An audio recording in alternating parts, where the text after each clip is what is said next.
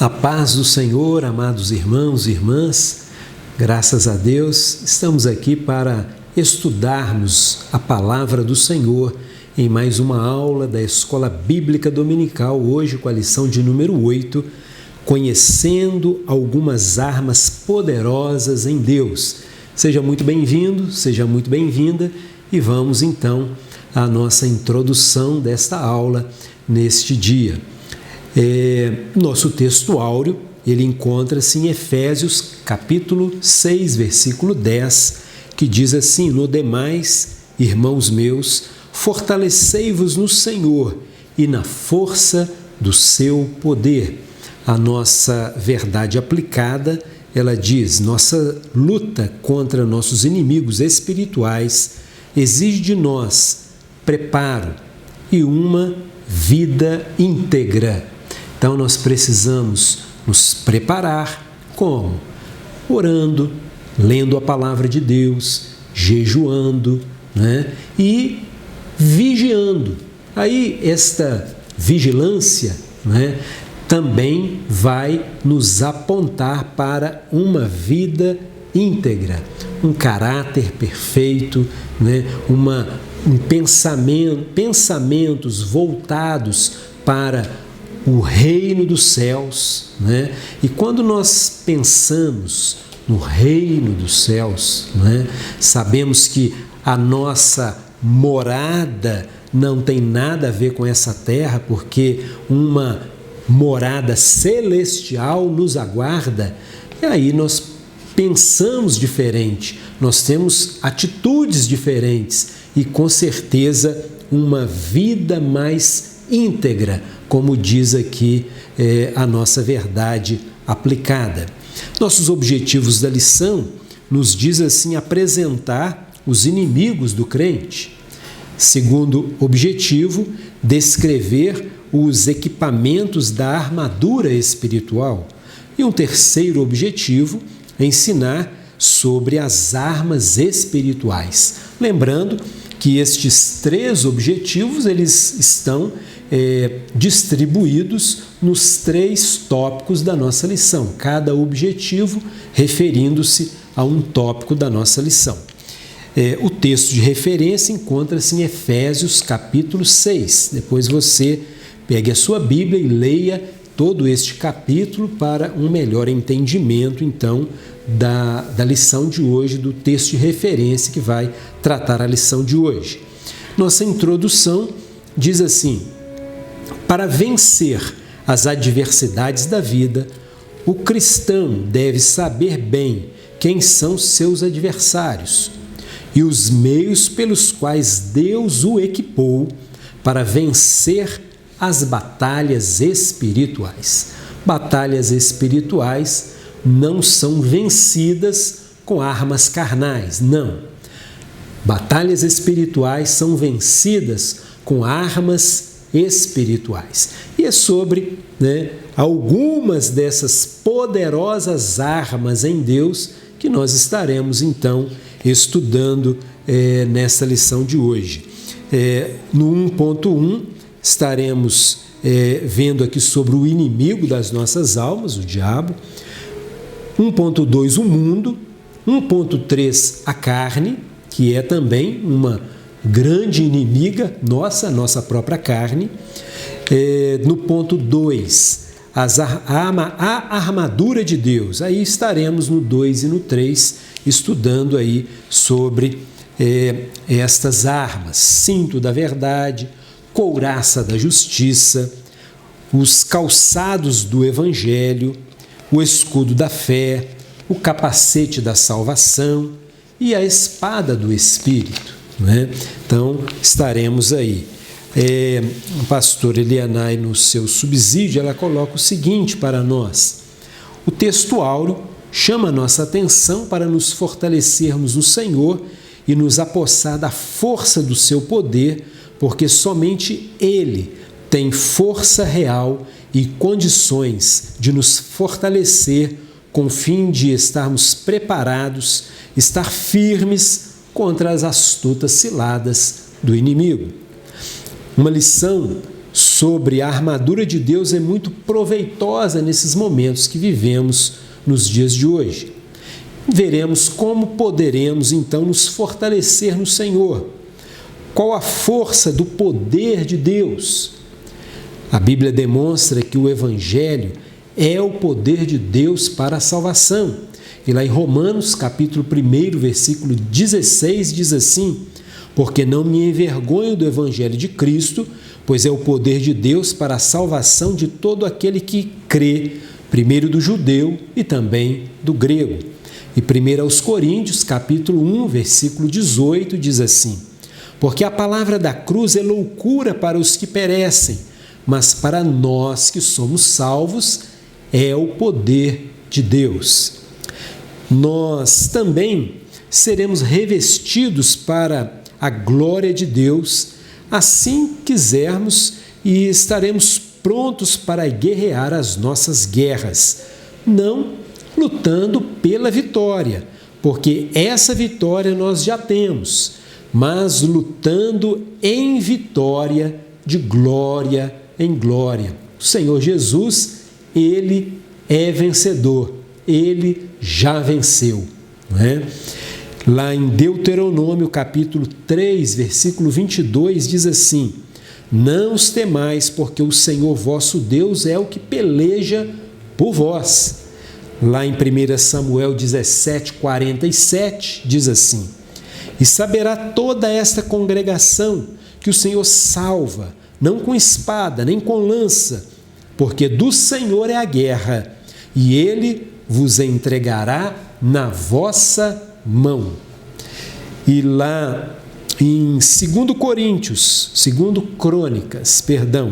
Crônicas 32, 7, diz assim: esforçai-vos e tende bom ânimo, não temais, nem vos espanteis por causa do rei da Síria, nem por causa de toda a multidão que está com ele, porque há um maior conosco do que com ele.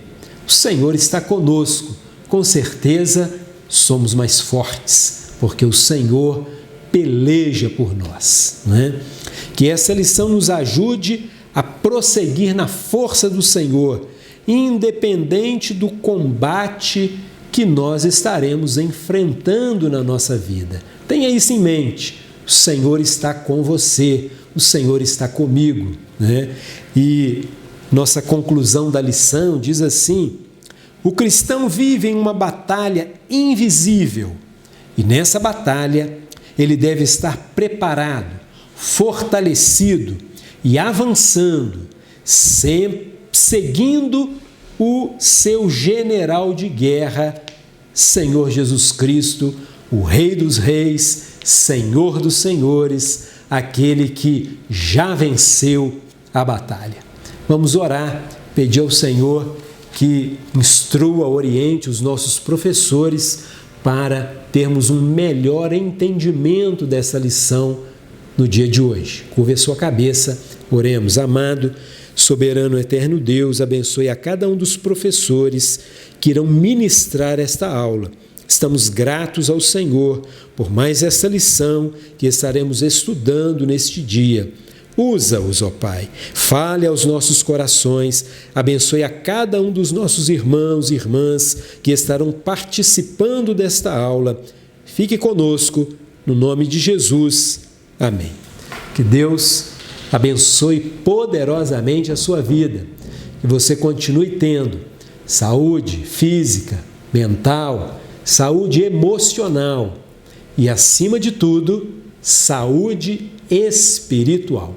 Vamos então com os nossos professores a mais uma aula da Escola Bíblica Dominical. Deus te abençoe, no nome de Jesus, a paz do Senhor. Paz do Senhor, amados, estamos juntos mais uma vez, unidos e reunidos na nossa Escola Bíblica Dominical e nesse domingo estudando sobre algumas armas poderosas em Deus. Estudando para conhecer, estudando para poder tomar posse e usar no nosso cotidiano. O primeiro tópico desta lição nos fala sobre os antagonistas do cristão. E diz assim a lição: embora Cristo tenha vencido e despojado toda a autoridade espiritual, os fiéis estarem libertos da escravidão do pecado, as forças do mal continuam a ameaçar os cristãos. Eu vou ler para vocês aqui Colossenses capítulo 2, versículos 14 e 15, que é a sugestão do nosso comentarista.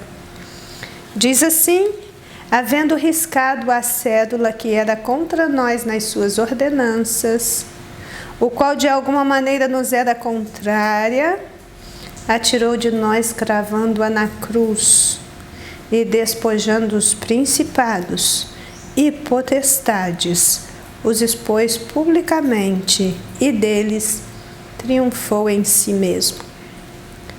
Esta palavra antagonista, ela diz respeito a todo aquele que age em sentido oposto, que é contra alguém, contra alguma coisa, e ela é sinônimo da palavra adversário. Nós não podemos contraditar a ideia de uma batalha espiritual existindo em todo o tempo da história da Igreja. Todavia, as distorções bíblicas e doutrinárias, impostas principalmente pela famigerada teologia da prosperidade, e com o avanço do neopentecostalismo no nosso tempo, com alguma das suas distorções muito sérias, esta expressão batalha espiritual ficou sendo um motivo de suspeita para muitos. Mas ela é real. Nós sabemos da existência de uma luta espiritual que precisa ser vencida, sobretudo com as armas de Deus, e apenas as armas de Deus são poderosas para a destruição das fortalezas. Algumas características desta nossa luta espiritual podem ser apontadas através de muitas passagens bíblicas, como aquelas que falam da luta de todo crente, que existe na forma de uma batalha interior. Em Romanos 7, 23, Paulo diz: eu vejo nos meus membros outra lei, que batalha contra a lei do meu entendimento, que me prende debaixo da lei do pecado que está nos meus membros. Há uma luta interior que todo crente precisa vencer. Nós precisamos de armas espirituais para lutar as nossas lutas. Segundo aos Coríntios 10:4 diz: mas as armas da nossa milícia não são carnais, mas sim poderosas em Deus para a destruição de fortalezas. Uma outra característica da nossa luta espiritual é que nós estamos lutando com inimigos invisíveis. Efésios 6:12 diz: não temos que lutar contra a carne, contra o sangue, mas sim principados e potestades, contra os príncipes das trevas deste século, contra as hostes espirituais da maldade nos lugares celestiais.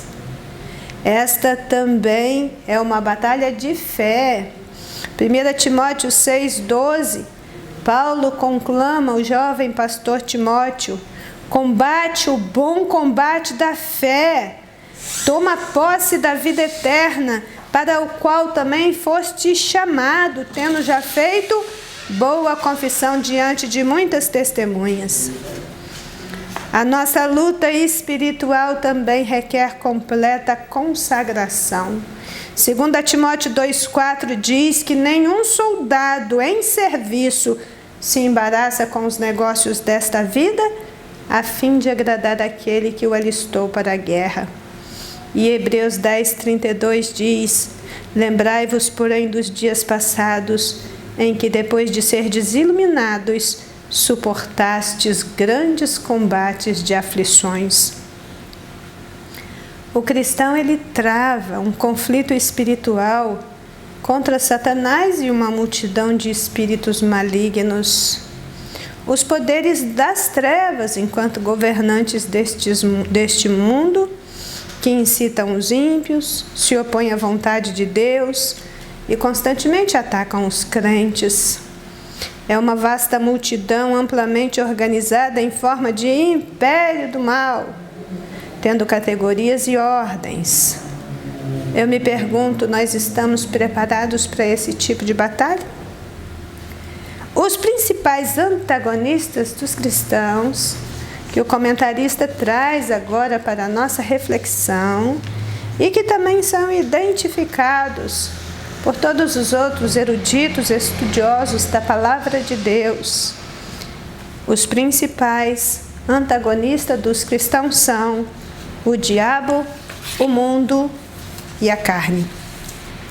Vamos começar no 1.1, falando sobre esses antagonistas e, num primeiro momento, a respeito do diabo, conhecido também como Satanás, ou adversário, acusador. O diabo se opõe à obra de Deus e tem como intento roubar, matar e destruir.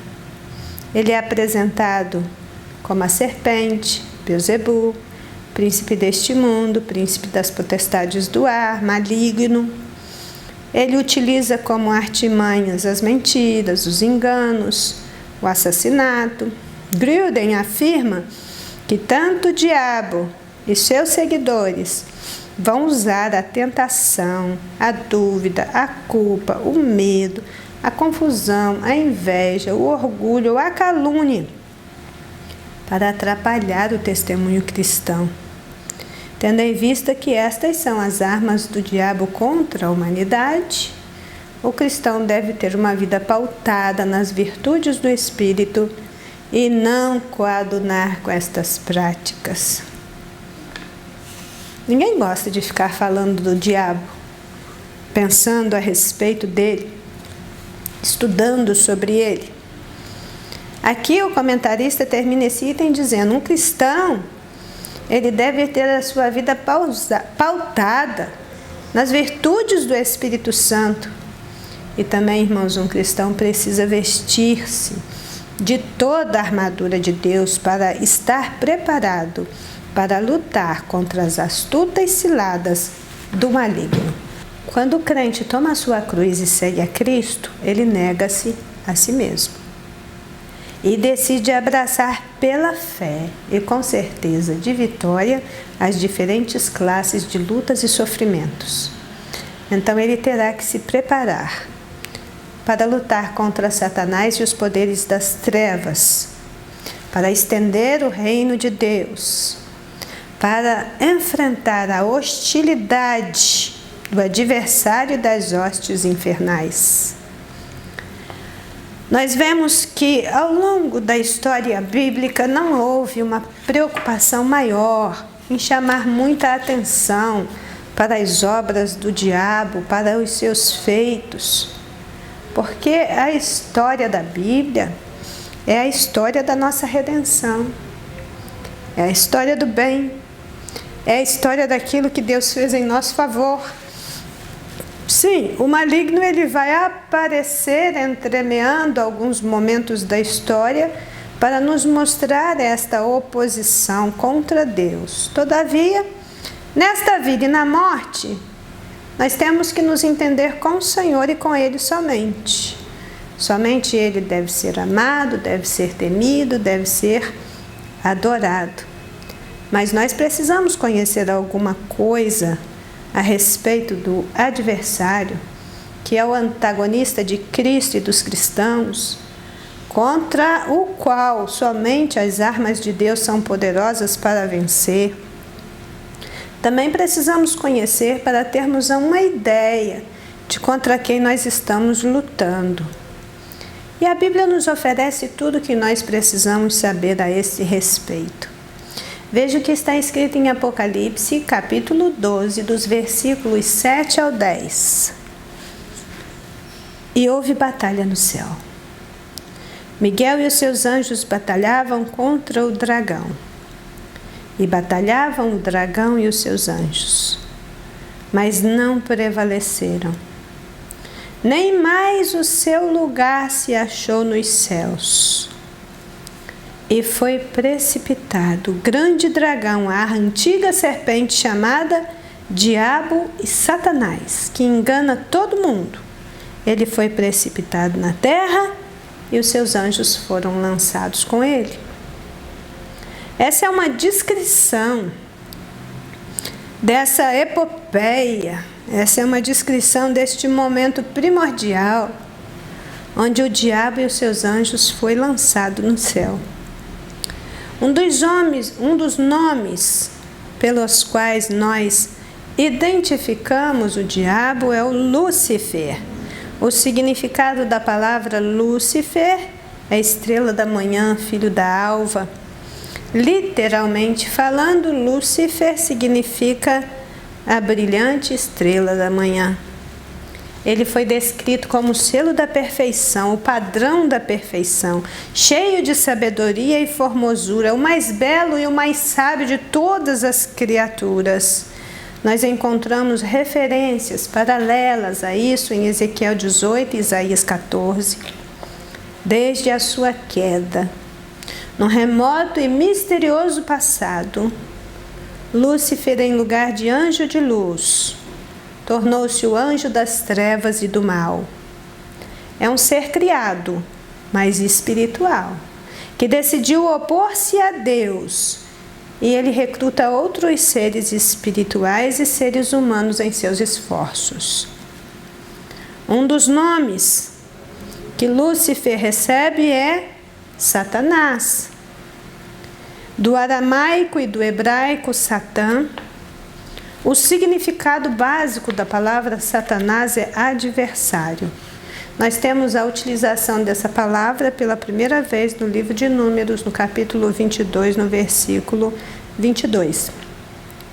Como é uma palavra genérica, adversário, ela pode também ser utilizada em referência a homens, e ela será em várias passagens bíblicas. Mas esse termo adversário ou Satã no Novo Testamento é sempre usado para referir-se a Satanás, o adversário de Deus, de Jesus, do povo de Deus, do gênero humano. As referências são muitas. Satanás, então, é o nome do cabeça pessoal dos demônios. Ou melhor, Satanás é o nome pessoal do cabeça dos demônios.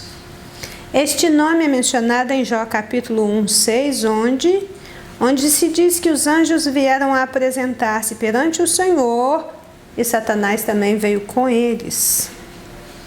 Aqui, ele aparece como inimigo do Senhor e traz severas provações para Jó. Então, em inúmeras passagens, a gente vai estar observando a sua presença, a sua obra, e o Novo Testamento vai também usar esse nome Satanás, tomando-o simplesmente do Antigo Testamento e fazendo uma tradução. Assim, Jesus, em sua tentação no deserto, fala de Satanás diretamente, dizendo: retire Satanás, em Mateus 4:10. Ou, eu vi Satanás caindo do céu como um relâmpago, em Lucas 10:18. Agora, existem muitos outros nomes dados a ele. Satanás e Lúcifer são dois, mas o próprio comentarista aqui, elencou vários deles. Nós temos também esse termo mais popular, que seria o termo diabo. A palavra diabo vem do grego diabolos e aparece somente no Novo Testamento por 36 vezes. Satanás significa adversário. Lúcifer, anjo de luz, que veio a se tornar anjo das trevas e do mal. Diabo significa acusador, caluniador, e é a personificação do mal e inimigo de Deus.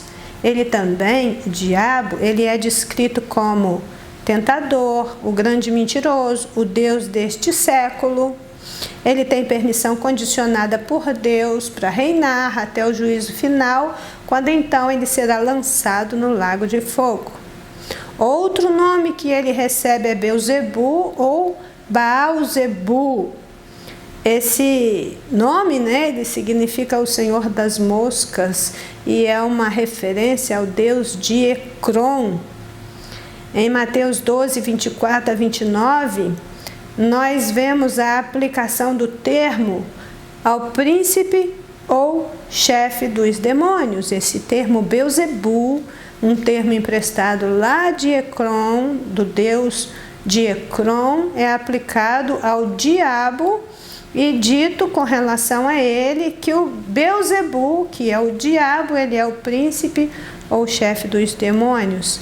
Ele é também chamado de príncipe deste mundo, Deus deste século, príncipe das potestades do ar, o maligno, Apolion, que é o mesmo que destruidor, está lá em Apocalipse 9:11. Dragão, nesse texto que nós lemos de Apocalipse 12, tentador. E nós vamos ver aí, quando Jesus diz para Pedro, para trás de mim, Satanás. Jesus está ali reconhecendo que a tentativa de Pedro de preservá-lo do sofrimento e da agonia da cruz era realmente uma tentativa de impedir Jesus de obedecer ao plano do Pai. Jesus percebeu que esta oposição, em última instância, não vinha de Pedro, mas do próprio Satanás. Então, o comentarista já citou aqui, algumas coisas que nós precisamos guardar de informação a respeito do diabo, que são prioritariamente: ele é homicida, mentiroso, pai da mentira, é pecador obstinado, é um audaz adversário, arqui-inimigo de Deus e dos homens, tem grande inteligência, grande capacidade intelectual. Isso fica óbvio nos seus esquemas para enganar. Ele articula uma comunicação, uma fala, ele consegue dialogar com as pessoas e enganá-las. É presunçoso, orgulhoso, poderoso, maligno, enganador, feroz e cruel. Ele é a causa primária do pecado e é muito astuto. Tudo isso com muitos versículos bíblicos respaldando aquilo que nós estamos dizendo. Nós temos muitos conhecimentos das suas perversas atividades, que é perturbar a obra de Deus, como diz 1 Tessalonicenses 2,18, opor-se ao Evangelho, Mateus 13,19, dominar, cegar, enganar, destruir o ser humano, várias referências, afligir e tentar os santos de Deus, controlar o mundo e manter o mundo alienado de Deus. Ele também luta para arruinar a igreja, porque ele sabe que se o sal da terra perder o seu sabor, o homem torna-se então a sua vítima. Porém, que fique claro, as suas atividades são restritas, seu poder não é absoluto, seu poder é limitado, é temporário. O Salmo 24:1 diz: do Senhor é a terra e a sua plenitude, o mundo e aqueles que nele habitam. Os que creem em Cristo e vivem em comunhão com Cristo são os que vivem, são os que vencem o adversário, são os que vencem o diabo, o caluniador, o enganador. Com submissão e com fé, também se vence o inimigo. Lá em 1 João 5,18 diz: sabemos que todo aquele que é nascido de Deus não peca. Mas o que de Deus é gerado conserva-se a si mesmo e o maligno não lhe toca. Ele só pode tentar, afligir, matar e tocar no crente com a permissão de Deus. E a Bíblia ainda nos adverte para não ignorarmos os ardis de Satanás. Toda autoridade no céu e na terra pertence a Deus, o Criador, o qual delegou ao seu Filho unigênito, que é Jesus Cristo nosso Senhor. Diante deste, não há poder de Satanás que se sustente. Aonde Cristo chega, ele tem que sair. E ainda há um final maldito para a sua história. Deus decretou a vitória sobre todo o mal desde o Éden, lá em Gênesis 3, 14 e 15. Jesus, como Deus, demonstrou seu poder, sua autoridade sobre Satanás ao derrotá-lo, ao desarmá-lo, ao despojá-lo do seu poder. Durante a grande tribulação, ele será lançado da esfera celeste para a terra. Ele, durante 1 milênio, será aprisionado no abismo por 1000 anos, sendo solto por um período curto depois desse tempo, e depois disso será lançado no lago do fogo, e então haverá o expurgo final de todo o mal. Irmãos, o embate, a luta espiritual que travamos contra o diabo é real. A Bíblia diz que ele realmente se agita, ele está em grande confusão, é feroz na sua perseguição, porque ele sabe que o seu tempo está contado. E lhe resta pouco tempo de ação neste mundo. Então, sim, durante todo o tempo nós vamos ter esse adversário atroz, esse inimigo cruel. Todavia, a palavra de Deus nos mostra que onipotente é Deus, onipresente é Deus, onisciente é Deus. Só Deus tem todo o poder no céu e na terra. E é Deus que nos guarda dos ardis de Satanás. É Deus que nos preserva. Nós não precisamos temer o diabo. Nós precisamos temer a Deus e adorá-lo na beleza da sua santidade. Cuidar da nossa vida com Deus, que da nossa defesa Deus cuida. O segundo antagonista do cristão é o mundo.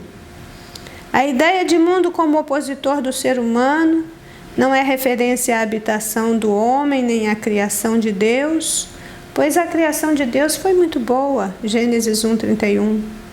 Entretanto, o termo mundo, do grego cosmos, é uma referência metonímica à humanidade em rebelião a Deus, ou seja, é uma referência à sociedade corrompida, seus valores e sua inimizade contra Deus. É dentro deste contexto que mundo, humanidade é o objeto do amor de Deus. Deus ama o mundo. Todavia, o mundo, humanidade, tem como característica principal a sua impiedade. A Igreja do Senhor não pode amar os valores do mundo, mas viver uma vida em amor ao próximo, mantendo sua integridade e mantendo os valores do reino. Bem, quando nós pensamos então nessa questão de mundo, no sentido de antagonista do cristão, nós entendemos que isso está se referindo ao vasto sistema de vida desta era, fomentado por Satanás e existindo à parte de Deus. Mundo, nesse sentido, não consiste somente dos prazeres, obviamente, malignos, imorais, pecaminosos, mas também se refere ao espírito de rebelião que nele age contra Deus, da resistência ou indiferença a Deus e a sua revelação. Isso ocorre todas as vezes que os empreendimentos humanos não estão sob o senhorio de Cristo. Na presente era, Satanás emprega as ideias mundanas de moralidade, das filosofias, psicologia, desejos, governos, cultura, educação, ciência, arte, medicina, música, sistemas econômicos, diversões, comunicação de massa, esporte, agricultura e etc, etc. Ele emprega as ideias mundanas em todas estas áreas para opor-se a Deus, opor ao povo de Deus, opor-se à palavra de Deus, opor-se aos padrões de retidão, aos princípios e valores das Escrituras. Os crentes precisam estar conscientes de que por trás de todo empreendimento meramente humano, há um espírito, uma força, um poder maligno que atua contra Deus e contra a sua palavra. Nós temos visto em nossos dias este espírito maligno atuando largamente em todos os setores da sociedade, contra Deus, contra Cristo, contra a Bíblia, contra a família, contra as virtudes, contra os valores, contra os princípios e contra os conceitos judaicos cristãos como nunca antes. Neste mundo, os crentes são forasteiros e são peregrinos. Nesse sentido, eles não devem pertencer ao mundo. Como assim? Não devem se conformar com o mundo, não devem amar o mundo, mas eles precisam vencer o mundo, odiar a iniquidade do mundo, morrer para o mundo e ser libertos do mundo. Amar o mundo, irmãos, corrompe a nossa comunhão com Deus e pode nos levar à destruição espiritual. É impossível amar o mundo e ao Pai ao mesmo tempo. Amar o mundo significa estar em estreita comunhão com o mundo, dedicar-se aos seus valores, aos seus interesses, aos seus caminhos, aos seus prazeres. Significa ter prazer e satisfação naquilo que ofende a Deus e que se opõe a Deus. Note que é claro que os termos mundo, terra, não são sinônimos.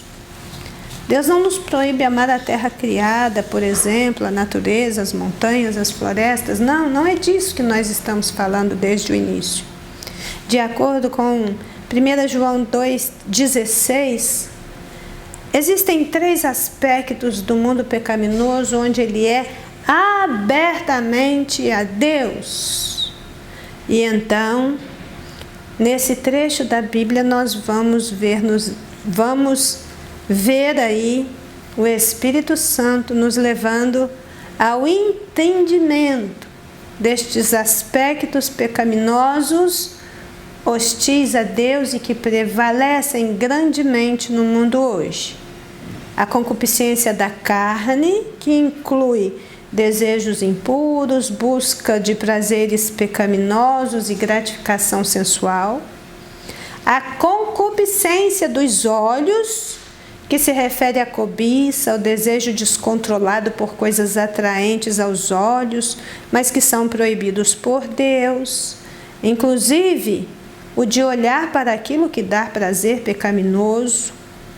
Nessa era moderna, isso inclui o desejo de divertir-se contemplando pornografia, violência, impiedade e imoralidade. E também a soberba da vida. Veja, concupiscência da carne, concupiscência dos olhos e soberba da vida, que significa o espírito de arrogância, orgulho, independência, autossuficiência, que não reconhece Deus como Senhor, nem a sua palavra como autoridade suprema. Tais pessoas procuram exaltar, glorificar, promover a si mesma e julgam que não dependem de ninguém. A nossa maior dificuldade hoje talvez seja a de rejeitar esse liberalismo pernicioso e potencialmente destruidor dos valores do reino que domina essa sociedade pós-moderna. O que nós temos aqui é fruto de uma época altamente secularizada, que precisa ser combatida, que precisa ser entendido, mas que, por outro lado, nós precisamos agir na graça de Deus, fazendo a coisa certa do jeito certo, Porque também, se estivermos engessados por um tradicionalismo hipócrita que não honra a Deus, não vamos conseguir muita coisa, não. Então, que o Senhor nos ajude a vencer o atual sistema mundano com tudo que ele representa, nos mantendo incorruptíveis, irrepreensíveis até a vinda de Jesus. E por fim, 1.3, a carne, ela é trazida aqui para a nossa meditação como uma das antagonistas do cristão. Nós vimos aqui o diabo, o mundo e agora a carne. Essa palavra possui significados diferentes nas Escrituras. Ela pode significar a parte corporal do ser humano, pode significar humanidade, também designa alguém, a fraqueza e a efemeridade da condição humana em oposição ao espírito. Paulo utiliza esse termo de origem semítica para expressar uma vontade intrínseca, inerente à essência humana, que se opõe à vontade de Deus. E que também pode ser vista como as obras da carne, em Gálatas 5, 19 a 21. Portanto, a inclinação da carne é inimizade contra Deus, pecado e morte. Assim como Paulo afirmou, nenhuma condenação há para aqueles que não andam segundo a carne, mas que andam segundo o Espírito. Então, como nós vimos aqui, o comentarista nos trouxe diversas aplicações para a palavra carne. Na Bíblia, esse termo carne é mais comumente utilizado para designar a natureza do ser humano separado de Deus, sendo por isso impuro e frágil. Carne nos lembra impureza, carne nos lembra fragilidade. A carne não sobrevive no reino de Deus porque Deus é espírito. Por isso há necessidade de sermos gerados novamente se quisermos entrar no reino de Deus.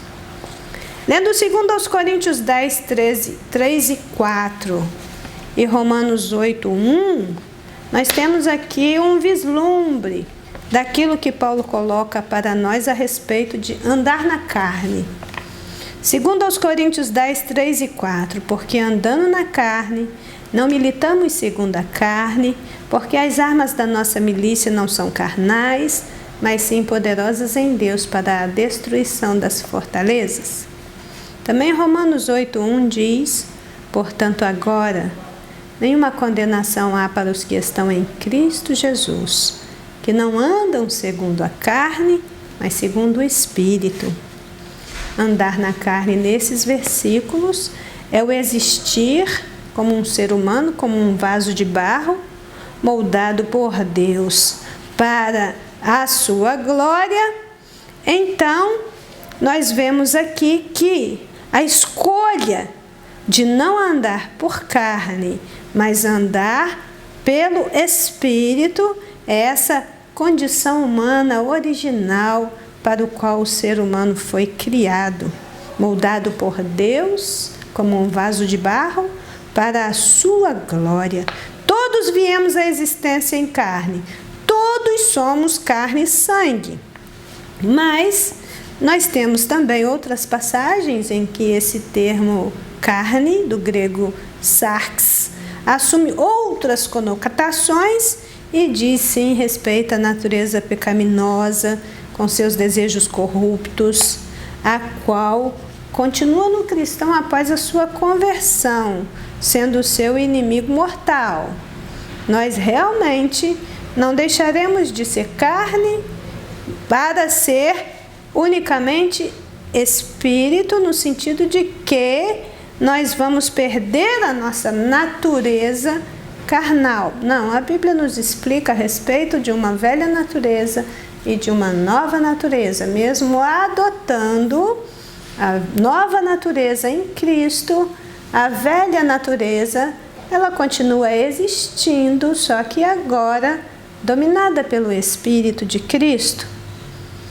Aqueles que praticam as obras da carne não poderão herdar o reino de Deus.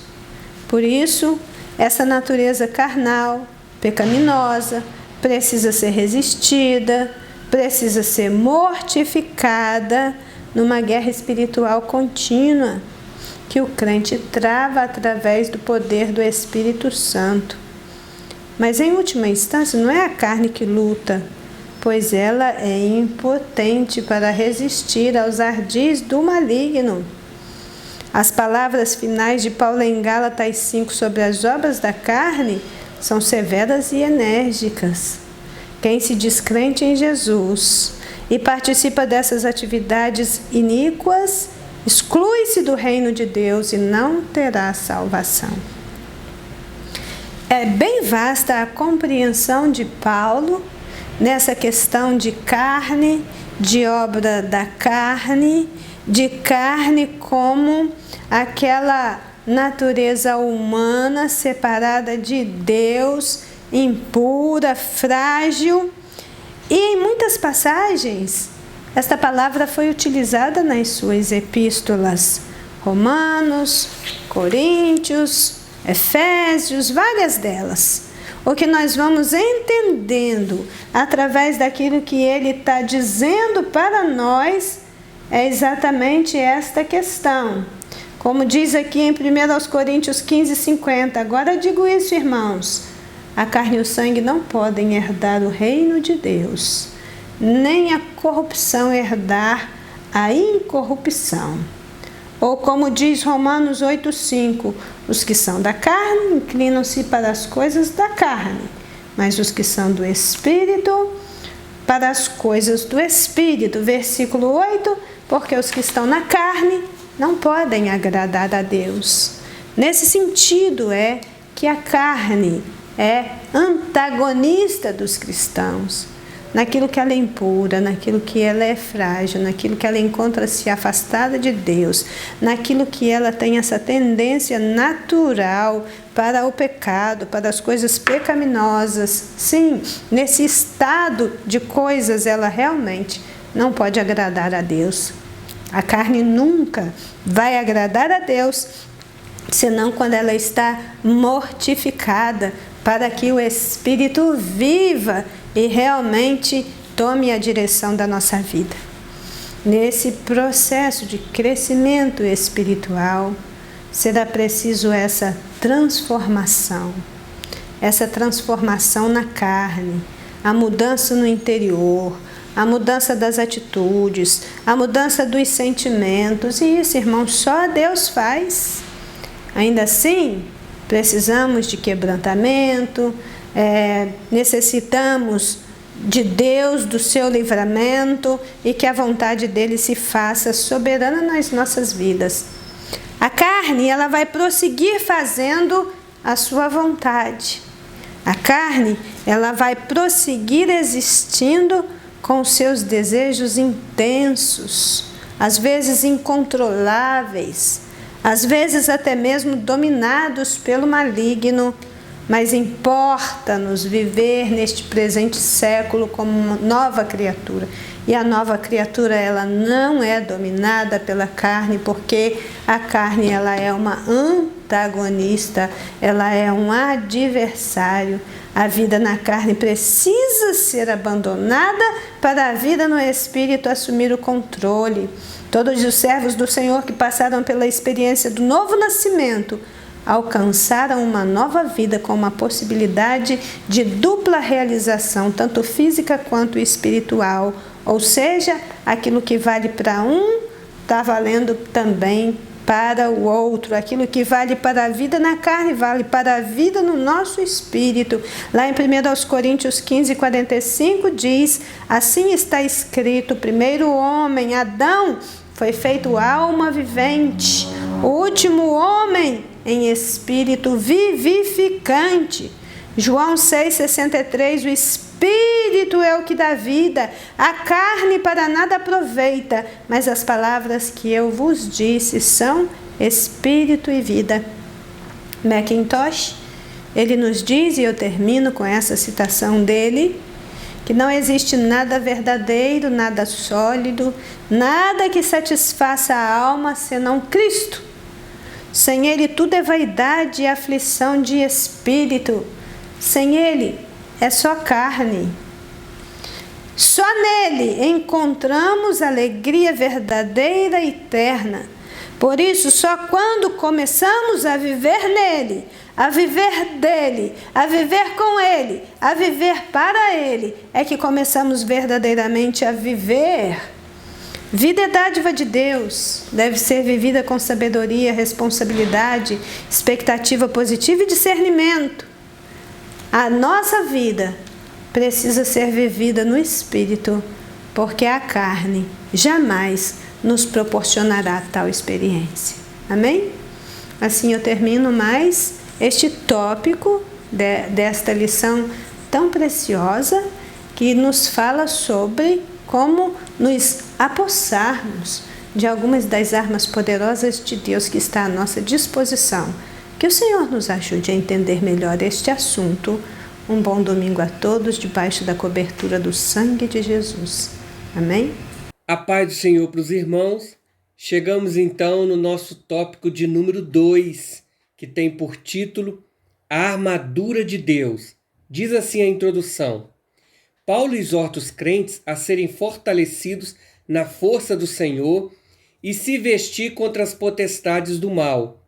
Ele observa a vestimenta dos soldados de seu tempo e faz uma analogia sobre a conduta que devemos ter.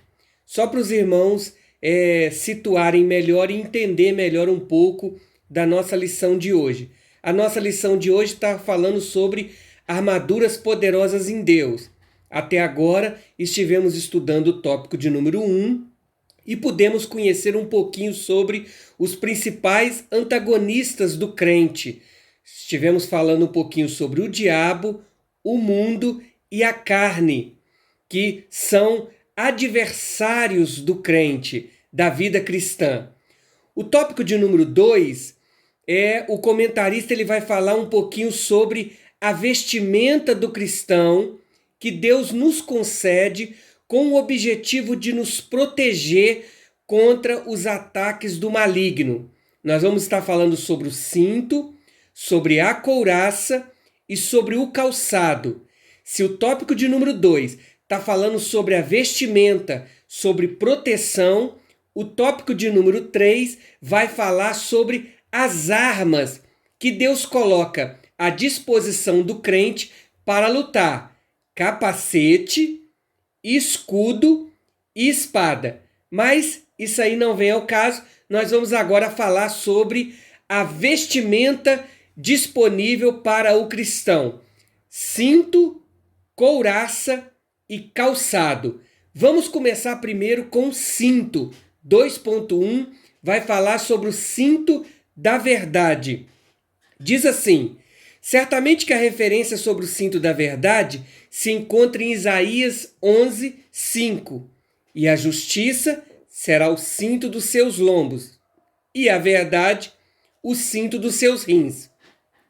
Segundo Kenner, o cinturão ou cinto se referia ao avental de couro embaixo da armadura ou ao cinto de metal que protegia abaixo do ventre. Outra passagem que fala desse acessório é Lucas, capítulo 12, versículo 35. Bom, a palavra cingir, de acordo com Strong, faz alusão a se equipar, tendo em vista que verdade aqui traz a ideia de sinceridade, oposição à falsidade. Logo, ser cingido com verdade é viver uma vida de verdadeira e sincera devoção ao Senhor. Servir ao Senhor não deve ser mera liturgia ou protocolo, mas uma entrega sincera de todo o nosso ser. Bom, a ideia aqui é justamente de Paulo falar sobre o cinto da verdade. Paulo aqui está exortando aos cristãos, no capítulo 6, a se fortalecerem em Cristo e revestirem da armadura. Que armaduras são estas? Primeiro, cinto da verdade. Que cinto é este? Bom, primeiro a gente precisa compreender por que Paulo vai usar aqui cinto da verdade, couraça da justiça, calçar os pés na preparação do Evangelho da Paz. Por quê? Paulo vai aqui fazer uma comparação com a vestimenta dos soldados do seu tempo, mostrando para nós aí a conduta que nós devemos ter. Porque o cinto? Cinto era uma peça de couro que prendia na cintura do soldado. Esse cinto tinha como objetivo ajudar a prender as demais armaduras, como por exemplo, inclusive, a espada, que ficava presa sobre o cinto. Quando Paulo está fazendo aqui essa comparação espiritual do cinto, falando da verdade, está falando do crente se firmar na verdade. Era uma peça, irmãos, de vestimenta indispensável para o cristão, pois com ela o crente vai combater a mentira. Não vamos nos esquecer que São João, capítulo 8 e versículo 44, olha que interessante esta referência para nós aí, olha. São João, capítulo 8 e o versículo 44, diz assim, olha: vós tendes por pai ao diabo e quereis satisfazer os desejos do vosso pai. Ele foi homicida desde o princípio e não se firmou na verdade, porque não há verdade nele. Quando ele profere mentira, fala do que lhe é próprio, porque é mentiroso e pai da mentira. O cristão, ele não se firma na mentira, ele se firma na verdade. Na verdade, o cristão, ele anda na contramão da mentira. Amém? Por quê? Porque a Bíblia diz assim que o pai da mentira é o diabo. Logo, irmão, quando eu leio João 8:44, eu vou entender que quem mente é filho do diabo. Ok? E aí, nós não podemos nos esquecer que o diabo, ele usa da mentira para destruir o crente. E o crente usa a verdade para vencer Satanás. Amém, meus irmãos? Nós não podemos nos esquecer que o próprio Senhor Jesus, e aí quando eu falo de nós, os cristãos, vivermos na verdade, a Bíblia nos ensina, Paulo está nos exortando aqui a se vestir com o cinto da verdade, apontando, esse cinto da verdade nos aponta para quem? Para Cristo. São João capítulo 14, versículo 6, Cristo diz assim, olha, eu sou o caminho, a verdade e a vida. Cristo é esta verdade. E aí, a Bíblia, inclusive, vai nos apontar para isso. São João capítulo 8, versículo 32, vai dizer para nós assim, olha, conhecereis a verdade e a verdade vos libertará. Nós temos vivido um tempo em que as pessoas têm se firmado em tantas mentiras, mas Deus está nos convidando, através desta aula dominical, a nós nos firmarmos na verdade. Viva a verdade, ande na verdade, ensine a verdade, fale a verdade. Pregador, pastor, obreiro, crente, fale a verdade e viva a verdade que você fale. Nós temos visto tantas pessoas, maquiando as pregações, maquiando as mensagens. Não, irmão, você foi chamado para falar a verdade. Os profetas da velha aliança, por muitas vezes, foram confrontados por falar a verdade. Que Deus nos dê graça de nos cingirmos com o cinto da verdade. Olha, o comentarista, ele trouxe até uma explicação para nós aqui na lição sobre o cingir. O que significa o cingir? Equipar, se aprontar, se prontificar com o cinto da verdade. Esse mundo precisa ser liberto com a verdade. E a verdade que liberta é Cristo. A palavra que liberta esse mundo da escravidão, das correntes, das amarras que estão amarrando este mundo.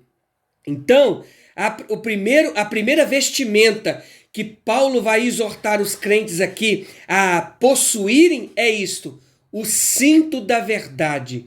Nós cristãos desse tempo precisamos falar a verdade, viver a verdade, andar na verdade, viver e andar na contramão da mentira. Satanás, ele usa a mentira. Grave isso, irmão. Satanás, ele usa a mentira para destruir o cristão. E o cristão usa a verdade para vencer Satanás. Amém? Glória a Jesus. Tópico 2.2, ele vai falar da couraça da justiça. Acabamos de falar do cinto da verdade, o cinto que trazia, era preso sobre a cintura, trazendo aí proteção à região dos rins, essa região. Agora ele está falando da couraça, a couraça da justiça. É o que Paulo vai exemplificar para nós. A couraça, ela também era uma peça da armadura do soldado que servia para proteger ali a região do tórax contra os ataques diretos. Vamos ver o que Paulo está nos ensinando, que o comentarista colocou para nós. Segundo Vaux, nos tempos antigos a couraça era uma peça da armadura dos soldados que servia para proteger seu tórax de ataques diretos. Em 1 Tessalonicenses 5,8, o amor, assim como a fé, fazem parte do peitoral dessa armadura. Mas nós, que somos do dia, sejamos sóbrios, vestindo-nos da couraça da fé e da caridade, tendo por capacete a esperança da salvação. Em Isaías 59:17, a couraça faz parte da vestimenta do próprio Deus, que vem para salvar o seu povo. Justiça aqui é um termo muito desenvolvido por Paulo, que também expressa uma vida íntegra e justa. O cristão não deve ter em sua prática de vida uma conduta fraudulenta. Quantos que se dizem cristãos e são conhecidos por serem pessoas sem credibilidades? Estes estão despidos da justiça. Bom, acabamos de falar agora mesmo o que era a couraça. Ela trazia proteção à região do tórax. Ora, por que a região do tórax? O soldado colocava a couraça para proteger a região do tórax. É justamente protegendo coração, pulmão. Então, se ele fosse atacado por uma lança ou uma espada, ela batia e não conseguia ferir essas regiões. Automaticamente a couraça, então, tinha que ser algo bem resistente para trazer proteção contra os ataques externos. Isso está falando justamente que vestir a justiça de Deus é esta couraça para o cristão. E isso simboliza o que para nós? Que nós somos justificados por Deus.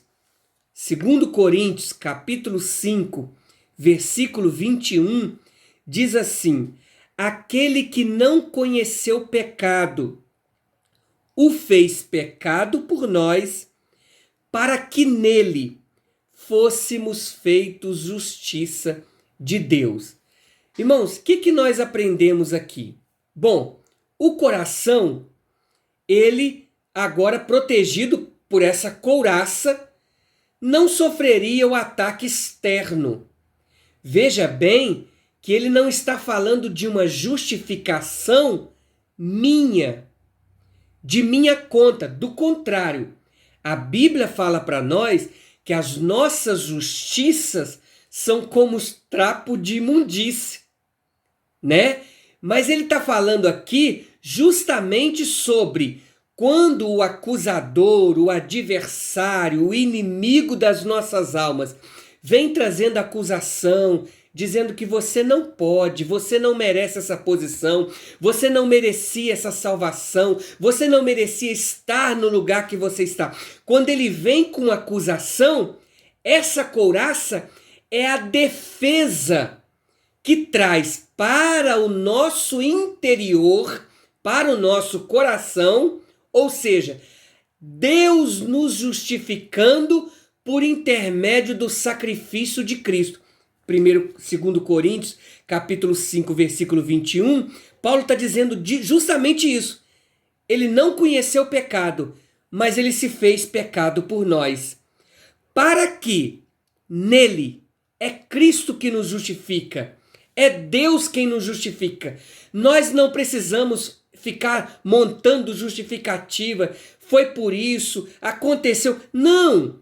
É Deus quem nos justifica. É isso o que o subtópico 2.2 está trazendo para nós, mostrando para nós aí que nós precisamos tomar posse dessa couraça da justiça. Olha, a couraça faz parte da vestimenta do próprio Deus que vem para salvar o seu povo. Justiça aqui é um termo muito desenvolvido por Paulo que expressa aí uma vida íntegra e justa. Aí aqui Paulo vai trazer essa aplicação na vida cristã, na vida do crente. Olha, o cristão não deve ter em sua prática de vida uma conduta fraudulenta. Nós também precisamos, irmãos, buscar ser justo nas nossas ações, justo nas nossas amizades, né? Nós acabamos de falar agora sobre o cinto da verdade, está firmado na verdade, e agora estamos falando sobre o cristão também ter uma conduta de vida justa, ok? O cristão, olha, quem se diz cristão não podem ser pessoas sem credibilidades. Estes ficam despidos da justiça. Irmão, é muito ruim, é vergonhoso um crente, um cristão, que ele não tem credibilidade porque ele sempre está pronto a agir injustamente. Uma vez que eu fui justificado, a palavra de Deus também me convida a também ser justo. Ser justo nas minhas ações, ser justo nas minhas atitudes também. Então, esse subtópico, ele está nos convidando justamente a isto. O convite aqui sendo feito aqui pelo apóstolo Paulo é justamente isto. É nós tomarmos posse daquilo que nós temos por direito. A couraça da justiça. A couraça da justiça é eu entender que eu não vou mais sofrer acusação. Lá em Romanos capítulo 8, versículo 1, o apóstolo Paulo está escrevendo aos irmãos dizendo assim, olha, portanto agora, nenhuma condenação há para aqueles que estão em Cristo Jesus, que não anda segundo a carne. Antes a carne tinha domínio sobre nós, agora não, andamos segundo o Espírito de Deus. Agora, andando segundo o Espírito de Deus, eu também preciso buscar ter uma vida reta, íntegra, ser sincero, verdadeiro usando o cinto da verdade, mas também ter uma vida íntegra e justa, ou seja, tomando posse da couraça da justiça.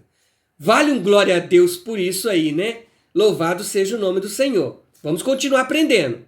Bom, e aí chegamos aqui no subtópico 2.3, os calçados do Evangelho. Estar calçado aqui faz referência à estrada, ao caminho a percorrer.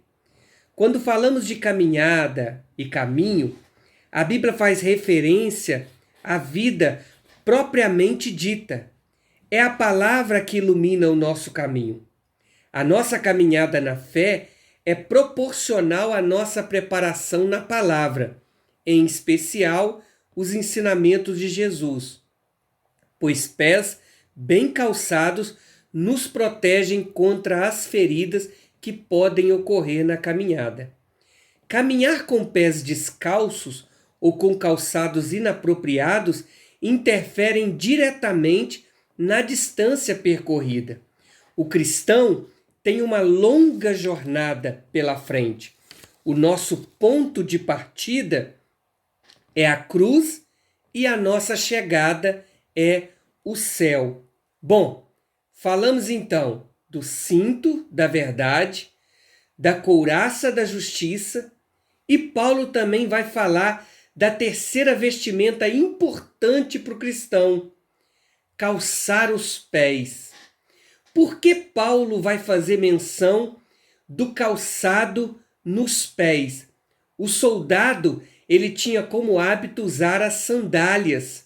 E as sandálias, elas tinham como funcionalidade dar segurança e agilidade para o soldado na sua caminhada, bem como trazer também proteção para os seus pés.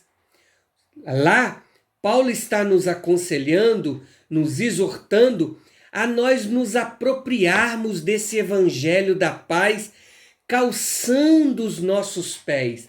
Agora, quando Paulo está falando ali sobre calçar os pés no evangelho da paz, na preparação do evangelho da paz, Paulo está usando aí os pés. Por que os pés? Porque os pés está ligado, simbolizando aí diretamente a vida. É sobre os pés que todo o nosso corpo está apoiado. E ele vai falar para calçar os pés com a preparação do evangelho da paz, mostrando para nós que a nossa vida precisa estar embasada em cima do evangelho. É pelo evangelho, é no conhecimento do evangelho. Olha, nos mostrando aí todo o cuidado que nós precisamos de ter com os pés, que pode inclusive nos levar a vários lugares, nos conduzir, nos ajudar na nossa caminhada e inclusive nos combates. E aí, Paulo, quando ele vai falar sobre isso, não vamos esquecer que Salmo 119, versículo 5 diz assim, que lâmpada para os meus pés é a tua palavra, mostrando aí para nós que a verdade, ela nos guia. Olha, falando aí do calçar os pés na preparação do evangelho da paz, mostrando para nós que a verdade, ela é que nos guia e luz para o nosso caminho. Aí ele diz assim, olha, a nossa caminhada na fé é proporcional à nossa preparação na palavra. Irmão, isso aqui é muito importante, porque muitos têm desanimado, têm desistido e têm parado no meio da caminhada porque não tem preparo. Não tem interesse de se preparar, ok? Olha, irmãos, nós temos culto de ensino, o cristão tem escola bíblica dominical, nossos cultos na igreja, pelo menos eu posso testemunhar da igreja onde nós congregamos, na Assembleia de Deus, aqui na nossa igreja, a palavra ela tem prioridade, tem tempo para a palavra.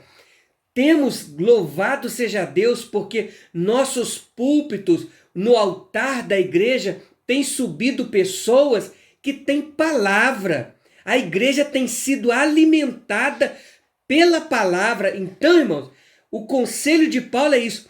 Calça os seus pés com essa palavra.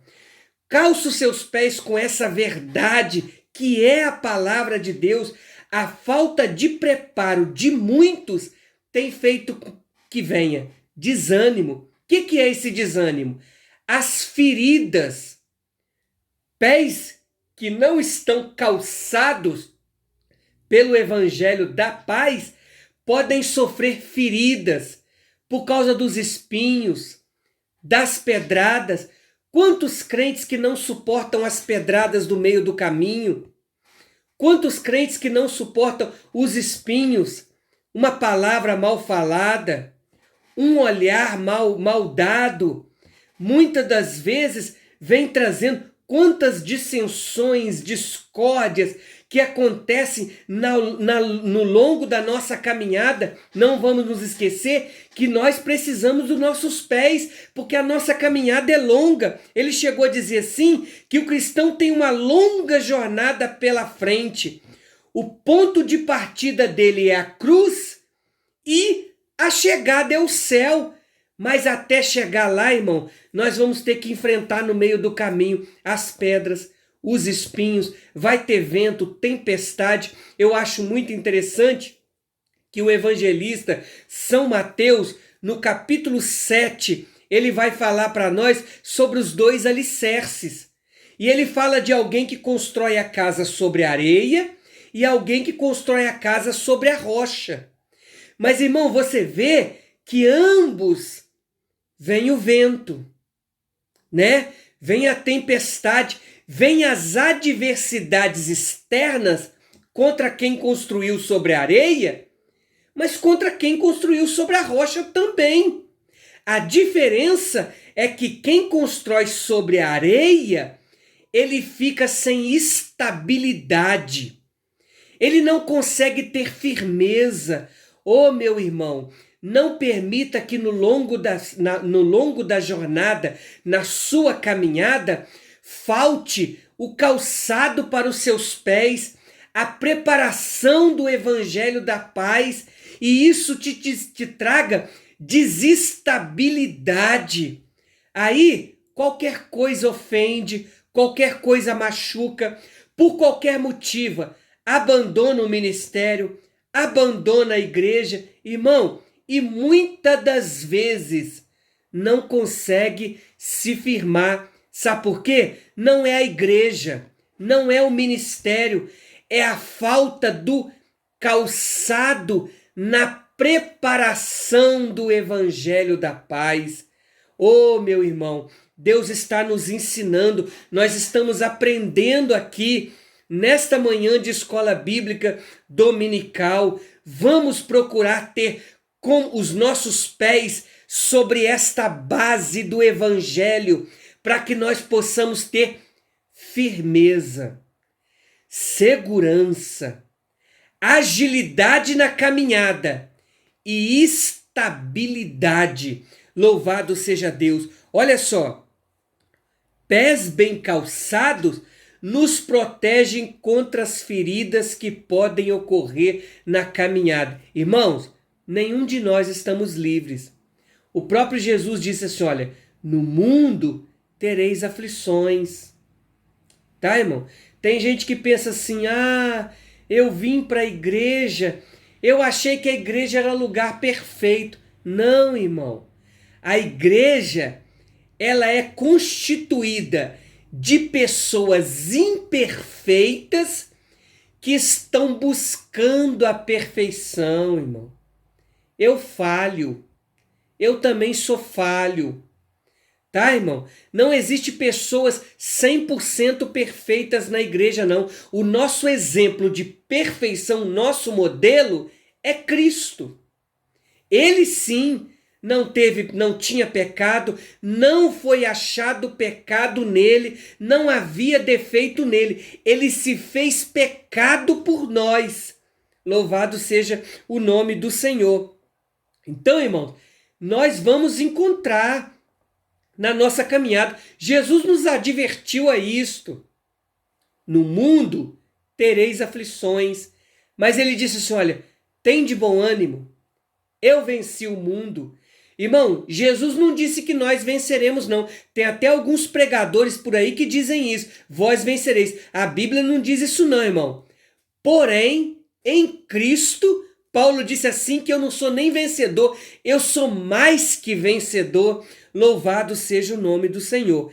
Caminhar com pés descalços ou calçados inapropriados interfere diretamente na distância percorrida. Irmãos, duas condições aqui que é um perigo. Primeiro, pés descalço.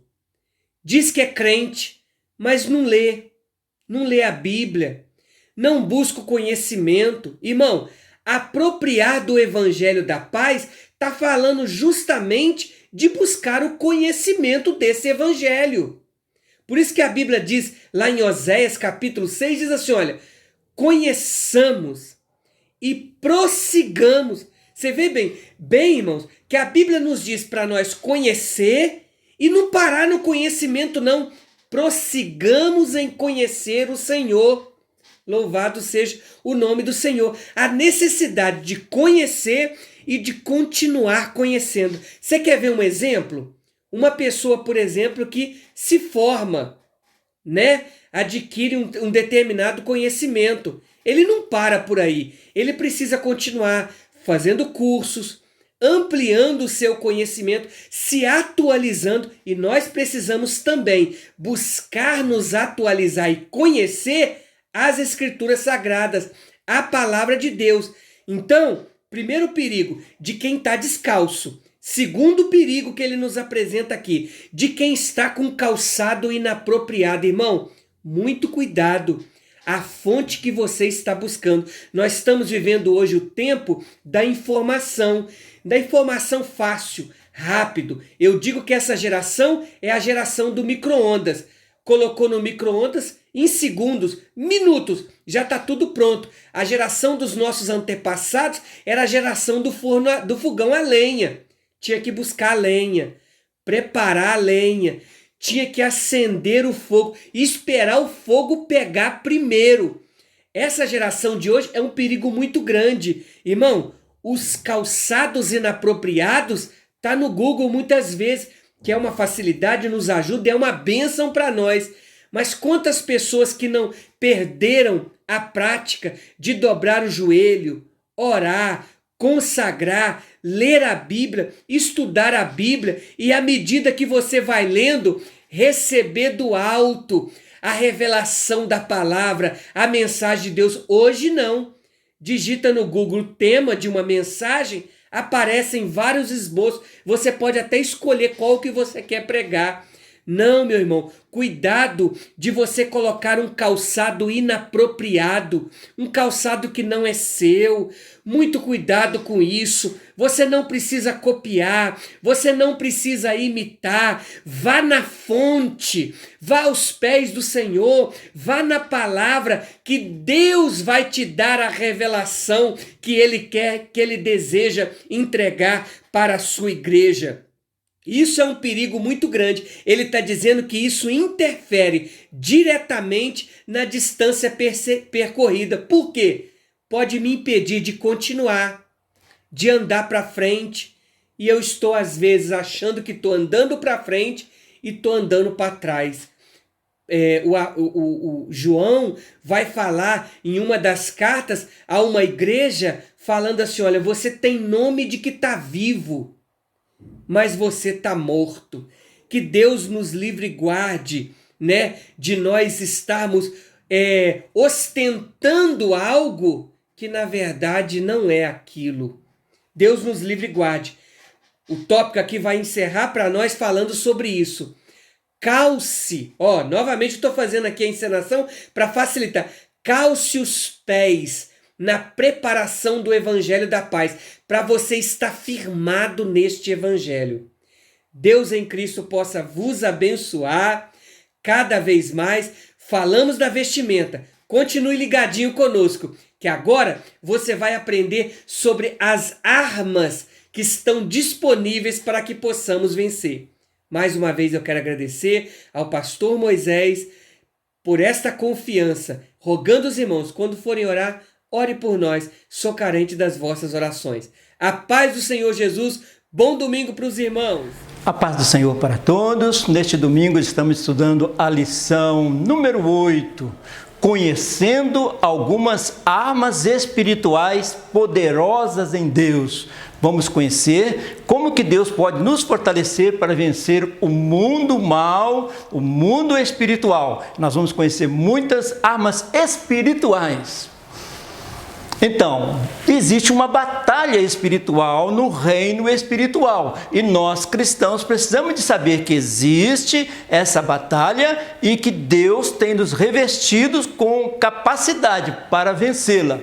conhecendo as armas espirituais de Deus. Esta é a intenção desta escola, que nós conheçamos. Para quê? Para que peçamos a Deus e possamos estar revestidos e vencer toda batalha, todo mal. Então, o nosso texto áureo, Paulo escrevendo aos Efésios, ele diz: no demais, como uma conclusão, depois que ele explica uma porção de coisas, ele diz: no demais, irmãos meus, fortalecei-vos no Senhor e na força do seu poder. O que Paulo nos chama a atenção é que nós sermos fortes no Senhor, com a força espiritual, com a força de Deus. Essa capacitação que vem de Deus são as armas espirituais que Deus nos dá. As armas que usamos na nossa luta não são do mundo, são armas poderosas em Deus, capazes de destruir fortalezas, e assim destruímos ideias falsas e também todo orgulho humano que não deixa que as pessoas conheçam a Deus. Dominamos todo o pensamento humano e fazemos com que ele obedeça a Cristo. Então, na força do Espírito de Deus, com essas armas espirituais, nós vencemos e temos vitória no mundo espiritual. E nós passamos a obedecer e viver a vitória em Cristo. Então, a nossa verdade aplicada, só para lembrar também, a nossa luta contra os nossos inimigos espirituais exige de nós duas coisas: preparo e uma vida íntegra. Uma vida íntegra, nós podemos contar com a vitória do Senhor. E, além de ter uma vida íntegra, precisamos ter preparo, buscar a Deus em oração, na leitura da palavra, e nós vamos nos fortalecendo e conhecendo essas forças que Deus tem para nos dar, para vencermos. Então, preparados para a luta espiritual. Ela existe e Deus nos dá força e nos prepara para esse momento. Por isso estamos de pé, temos vitórias em nome de Jesus. O nosso texto de referência chamou muita atenção quando Paulo diz: portanto, tomai a armadura de Deus, para que possais resistir o dia mau. O dia mau existe, mas Deus nos dá força para resistir o dia mau. E havendo feito tudo, ficar firmes. Resultado, Deus nos dá força e terminamos firmes na presença do Senhor. E aqui uma ilustração das fortalezas que Deus nos dá. Deus nos dá o capacete da salvação, proteção para a cabeça, vamos falar sobre isso. Nos dá a palavra de Deus, que é a verdade. Nos dá justiça, nos dá a fé. Deus nos reveste de diversas maneiras, com diversas peças que nós vamos estudar nesta lição para vencermos todo o mal em nome de Jesus. Então, a nossa lição, ela diz: para vencer, Deus quer que nós sejamos vencedores. Para vencer as adversidades da vida, o cristão deve saber bem quem são os seus adversários e os meios pelos quais Deus o equipou para vencer as batalhas espirituais. Deus está nos alertando que existe uma batalha espiritual, mas Ele está dizendo também: eu posso te preparar e você vencer no nome de Jesus. Então, batalha espiritual, porque as armas da nossa milícia não são carnais, mas sim poderosas em Deus para a destruição das fortalezas. Deus, mais uma vez, falando que Ele nos dá força e poder para vencer toda batalha espiritual. Então, dando sequência à nossa escola bíblica dominical, estamos incumbidos de falar do tópico 3, o equipamento para o combate espiritual. Deus sabe que nós estamos no combate espiritual e Ele nos equipa, Ele nos prepara, Ele nos fortalece para estes momentos. Para isso, nós vamos estudar nesta lição uma metáfora bíblica. Vou falar bem calmamente para a gente entender. Uma metáfora bíblica. O que é uma metáfora? Metáfora é uma figura de linguagem em que se transfere o nome de uma coisa para outra, com a qual é possível estabelecer uma relação de comparação. Então Paulo começa a comparar as armaduras, o capacete, o calçado, a couraça de um soldado, e começa a comparar isso com a necessidade do cristão se revestir. Ele faz uma metáfora, ele faz uma comparação, e nós vamos ver isso no decorrer desta lição. Paulo escreveu várias cartas da prisão. As 4 cartas que ele escreveu na prisão: Colossenses, Efésios, Filipenses e Filemon. O que nós estamos estudando hoje é a carta aos Efésios. Paulo escreveu em uma prisão. E como ele escreveu essa carta? Dentro do ambiente que ele estava vivendo ali, isso que nós vamos ver agora. Por isso ele fala de armaduras espirituais, porque ele estava preso, sendo cercado, sendo vigiado continuamente. Olha aqui, Paulo vivia em uma casa, a Bíblia diz lá em livro de Atos que ele ficou numa casa que alugara, e ele dali escreveu 4 cartas, inclusive a carta aos Efésios. E a carta aos Efésios, ele vai falar das armaduras de Deus espirituais, que nós estamos estudando nesse domingo.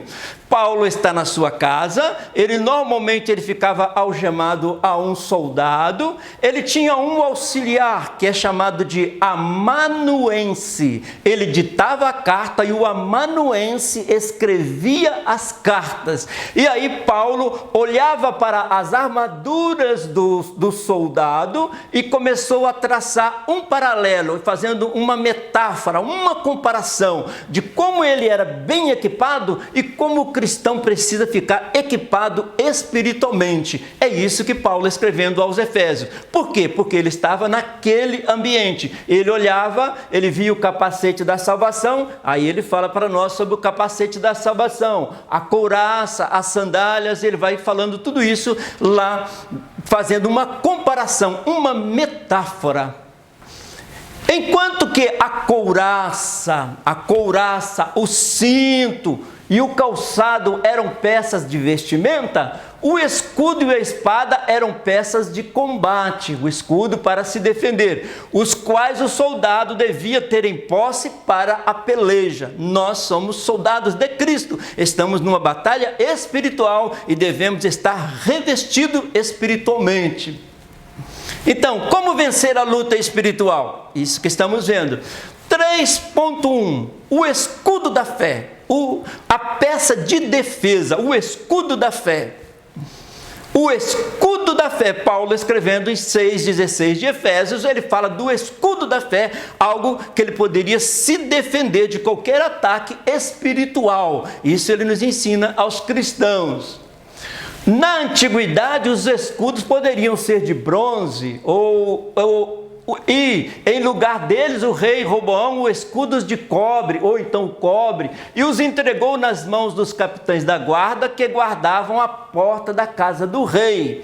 Esses escudos também eram untados, eles põem à mesa, estão de atalaia, comem e bebem, levantai-vos, príncipe, e untai o escudo. Aqui também ele fala de uma unção sobre o escudo para proteção. E nós, como uma metáfora, estamos trazendo tudo para o mundo espiritual, para o ensino espiritual. Então, o escudo da fé, com o que nós defendemos dos ataques espirituais? Pelo escudo da fé, pela fé. A fé é o firme fundamento das coisas que nós não vemos, mas nós temos certeza que Deus vai nos dar vitória. A Bíblia diz que a fé vence o mundo. Então, que o desânimo e a tristeza sejam sempre vencidos pela vontade e fé que habita em nós. Que a vontade, que a fé vença o desânimo, vença a tristeza. Isso o escudo nos protege contra essa tristeza, contra esse desânimo. O escudo é símbolo da fé.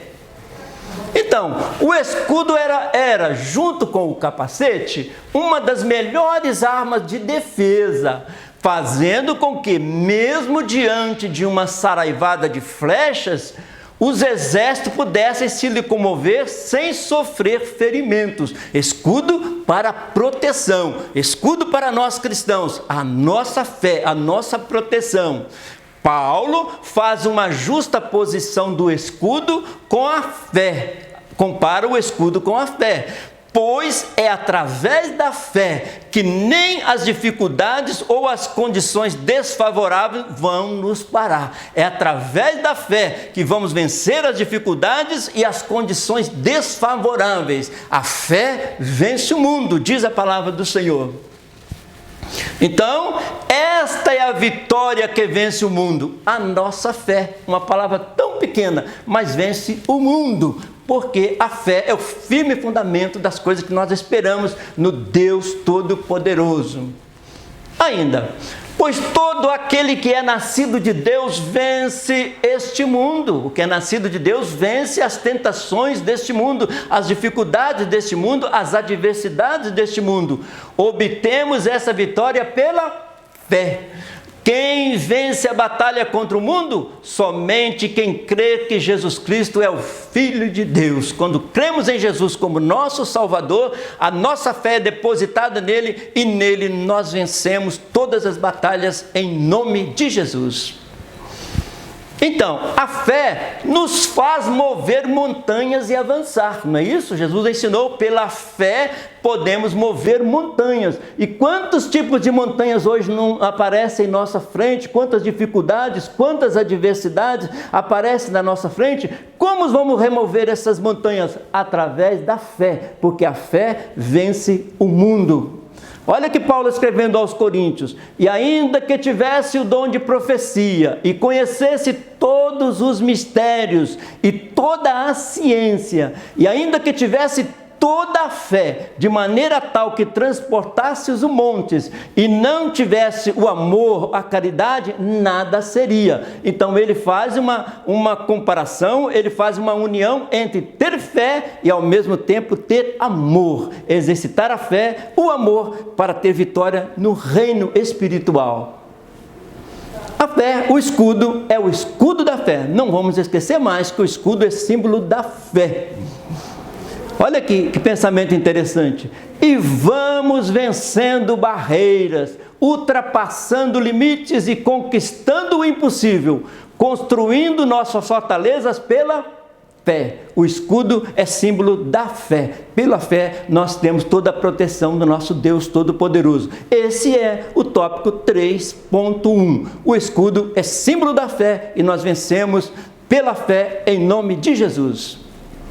Agora no 3.2 ele fala do capacete da salvação, vai falar do capacete da salvação. Olha que interessante.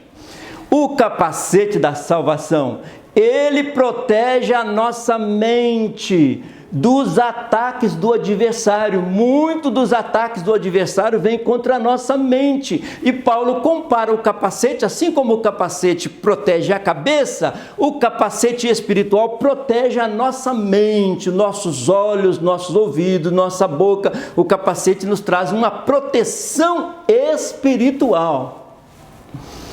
Uma das peças de combate mais importantes era o capacete, que muitas vezes era de couro recoberto de bronze e servia para proteger a cabeça. É muito pertinente o apóstolo ligar o capacete com a salvação, tendo em vista que um dos grandes ataques do inimigo contra nós começa na esfera dos pensamentos. Assim, na esfera dos pensamentos, o inimigo tenta nos vencer, tenta nos ganhar, tenta nos conquistar para o mundo. Então ele vai falar que o capacete representa a salvação. O capacete é símbolo da salvação. E esta salvação nós encontramos em Jesus Cristo. Então, o capacete para proteger a cabeça. Tomai também o capacete da salvação. Efésios 6:17. A função do capacete é garantir a proteção da cabeça, não permitindo que o inimigo lance dúvidas em nossa mente. Estamos falando de um capacete físico protegendo a cabeça fisicamente, mas ele está falando de um capacete que protege a nossa mente para ela continuar firme em Jesus Cristo. Então, o adversário utiliza da tentação para que os fiéis venham a vacilar e a cair. E no âmbito da nossa mente que somos atacados. O grande perigo da tentação não é sofrê-la, e sim deixá-la adentrar ao coração. Então a tentação vem, mas nós vencemos a tentação porque nós temos o capacete da salvação. O capacete ainda. Tomai também o capacete da salvação. O capacete vai proteger a nossa mente, nossos olhos, nosso ouvido, nossa boca. Vai nos proteger de uma maneira no reino espiritual para termos vitória.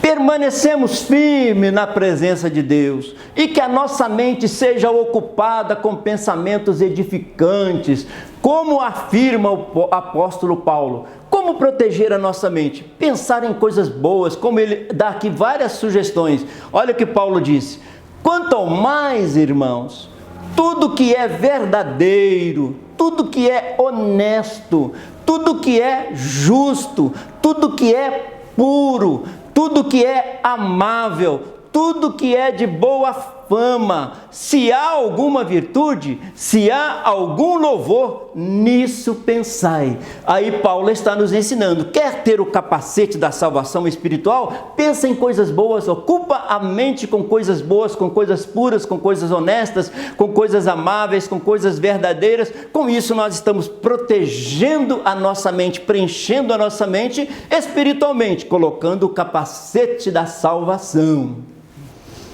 Então, o capacete protege a cabeça, a mente, protege a nossa mente para pensar nas coisas lá de cima, conforme acabamos de ver, protege a nuca, pescoço, que fala da comunhão, protege o ouvido de tantas coisas que nós ouvimos aí no mundo, protege o ouvido para ouvir as coisas do Senhor, protege os olhos para ver as coisas de Deus. Então nós usando o capacete da salvação, nós temos uma visão mais ampliada das coisas de Deus.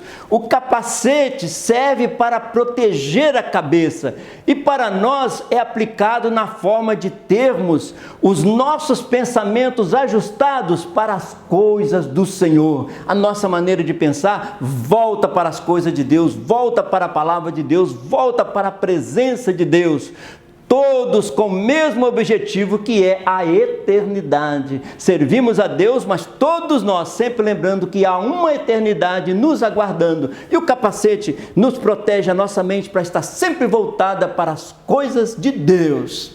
Então, esse foi o tópico 2, falando do capacete da salvação. Agora no tópico 3.3, ele fala da espada do Espírito. E a espada do Espírito é símbolo da palavra de Deus. A palavra de Deus, ela é poderosa. Então ele mostra a espada do Espírito, que é a palavra de Deus.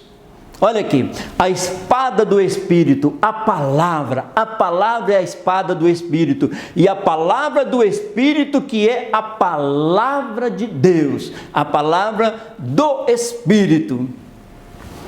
Então, a Bíblia é comparada com uma espada que separa o falso do verdadeiro. Olha que interessante, a Bíblia separa o falso do verdadeiro. Não é o que eu acho, não é o que outra pessoa acha, não é o que eu penso, não é o que outra pessoa pensa. É o que Deus diz, isto é o verdadeiro. E a Bíblia nos ajuda muito a separar o falso do verdadeiro. Por isso, a nossa querida Escola Bíblica Dominical. Acompanhamos, aprendemos, chegamos mais perto de Deus e aprendemos a separar o falso do verdadeiro através da palavra. Porque a palavra de Deus é viva. Percebeu isso aí? A palavra de Deus é viva. A gente começa a ler a Bíblia, é Deus falando com a gente. A palavra de Deus é viva e eficaz, mais penetrante do que qualquer espada de 2 gumes, que penetra até a divisão da alma e do espírito e das juntas e medulas, e é apta para discernir os pensamentos e as intenções do coração. A palavra de Deus é viva. Então, a palavra de Deus viva, escrita em tantos idiomas, e graças a Deus no nosso idioma, e Deus fala conosco através da sua palavra. Às vezes nós ficamos pensando, olha, Deus não tem falado comigo, mas às vezes a Bíblia está fechada. Abrimos a Bíblia, Deus começa a falar conosco. Então, o céu e a terra passarão, mas as minhas palavras não hão de passar. Jesus comparou as pregações, a palavra dele, com a Bíblia, com a palavra de Deus. Passarão os céus e a terra, mas as palavras não passarão. A palavra de Deus traz julgamento. A Bíblia mostra onde está o erro. Olha o que Oséias escreveu. Por isso os abati pelos profetas, usando os profetas para falar a palavra de Deus pela palavra da minha boca. Quando os profetas profetizavam no Antigo Testamento, eles estavam falando em nome de Deus, e a palavra trazia um julgamento. O povo se consertava com Deus, porque o profeta falava em nome de Deus. Vale a pena lembrar que profeta fala a Deus, fala ao povo em nome de Deus. E o sacerdote fala a Deus em nome do povo. O sacerdote intercede. Agora, o profeta fala ao povo em nome de Deus. E Deus falou muito através dos profetas para que o povo se consertasse e o povo voltava para a presença do Senhor. Olha aqui, a palavra de Deus também traz salvação. Isso nos interessa tanto, porque traz salvação. Olha que Paulo, escrevendo aos Romanos, ele disse: porque todo aquele que invocar o nome do Senhor será salvo.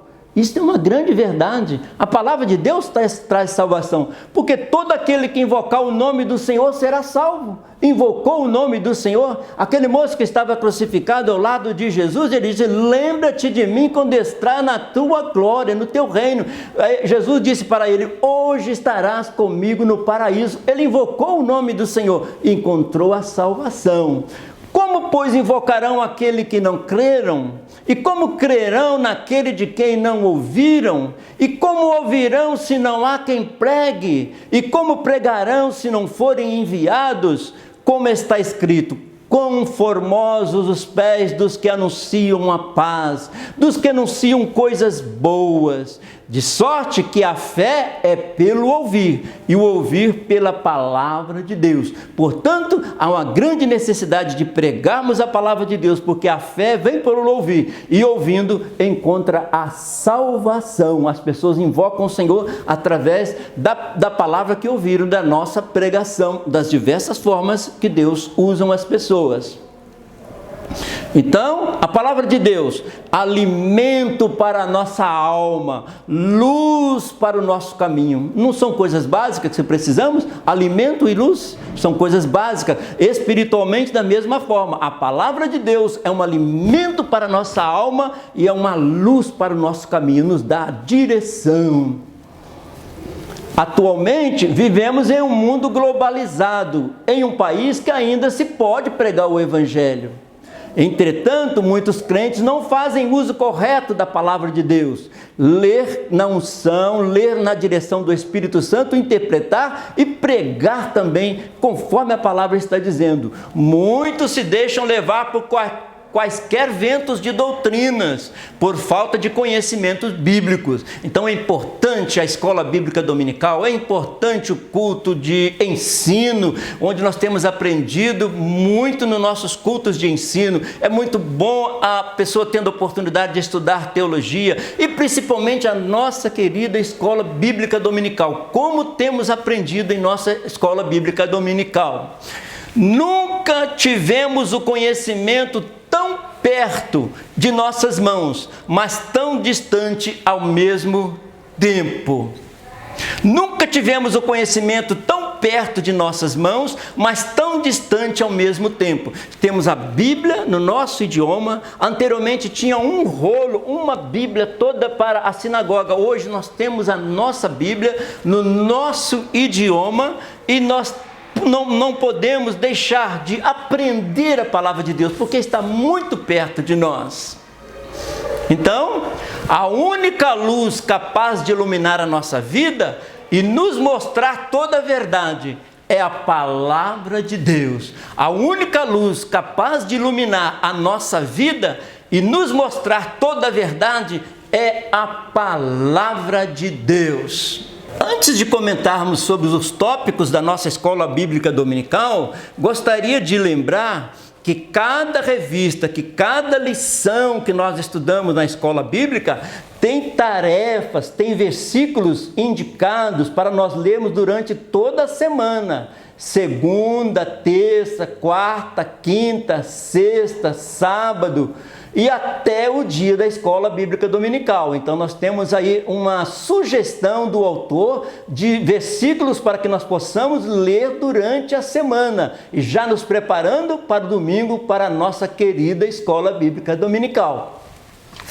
Então, a nossa escola dominical, nós estudamos o tópico 1, nós estudamos os antagonistas do cristão.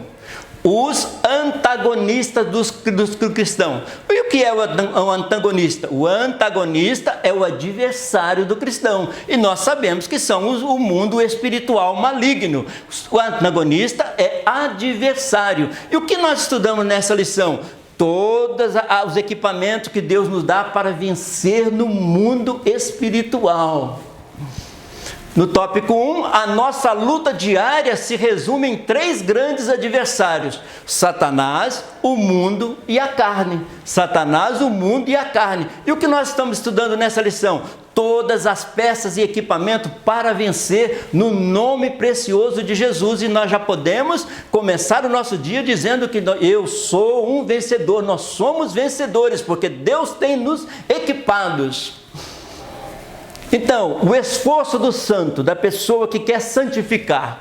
A santificação é uma luta diária de consagração a Deus. Aqui na igreja nós temos até o culto de consagração, que além da pessoa santificar, separar-se do pecado, ela consagra-se a Deus, faz duas atividades em uma só, separa-se do mundo e consagra-se a Deus. Por isso a consagração é muito importante, onde a carne milita contra o espírito. E a vitória só é consumada pela obediência e fidelidade. Como nós conseguimos vitória? Obediência e fidelidade. Aí nós estamos exercendo a santificação, que é separar do mundo, e ao mesmo tempo nos consagrando ao Senhor. No tópico 2, nós estudamos a armadura de Deus. Devemos estar revestidos da verdade e da justiça. Veja que Paulo e a Bíblia nos leva para o reino espiritual. Quais são os nossos equipamentos espirituais? Estar revestido da verdade e da justiça e preparados para a caminhada cristã. Nós estamos numa caminhada rumo à terra prometida. Enquanto isso, estaremos revestidos de verdade e justiça. Então, revestivos de toda a armadura de Deus, revestivos de toda, Deus está nos oferecendo, colocando à nossa disposição essas armaduras espirituais para vencermos em nome de Jesus.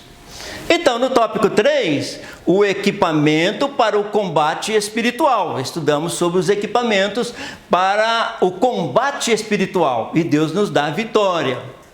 Então, o capacete, o escudo e a espada espirituais são peças que devemos usar no nosso combate espiritual diário contra as forças do mal. O capacete da salvação, o escudo da fé e com a Bíblia, com a leitura da palavra, nós nos tornamos conhecedores da verdade de Deus em nosso favor. Então, a realidade da guerra espiritual. Existe uma guerra espiritual e a armadura de Deus. Deus não ia nos deixar desprotegidos. Deus sabe que existe uma batalha espiritual e Ele está dizendo para nós nesse domingo, nessa escola bíblica dominical, vocês podem ser revestidos e ser vencedores. Então, a nossa conclusão bem breve hoje: o cristão vive em uma batalha invisível, é no reino do Espírito. E ele deve estar preparado, fortalecido e avançando seguindo o nosso general Jesus Cristo. Então, Deus nos prepara para essa batalha e temos vitória em nome de Jesus Cristo. Então, revestindo-se de toda a armadura de Deus, vencendo a batalha espiritual, vencendo o combate espiritual. Hoje estudamos essa metáfora, comparando então que nós podemos ser revestidos espiritualmente e sermos vitoriosos. E agora, para nós pensarmos neste domingo, de oração em oração, a gente vai vencendo. Repita comigo: de oração em oração, a gente vai vencendo. De oração em oração, a gente vai vencendo em nome de Jesus. O temor do Senhor conduz à vida. Quem ama sinceramente a Deus viverá em paz e segurança. Não é isso que nós queremos? Viver em paz e em segurança? Deus nos reveste e nós vivemos em paz e segurança. Lá em Provérbios, este pensamento para nós. Então, a palavra de Deus: o céu e a terra passarão, mas as minhas palavras jamais passarão. Podemos crer na palavra de Deus porque elas não passam, elas se cumprem. E tudo isso que Deus tem prometido é para nós, no nome de Jesus Cristo. Agradecer ao nosso pastor presidente, pastor Moisés, por esta rica oportunidade. Que Deus abençoe a todos os alunos da Escola Bíblica Dominical e que nós sejamos revestidos espiritualmente e vencedores em nome de Jesus.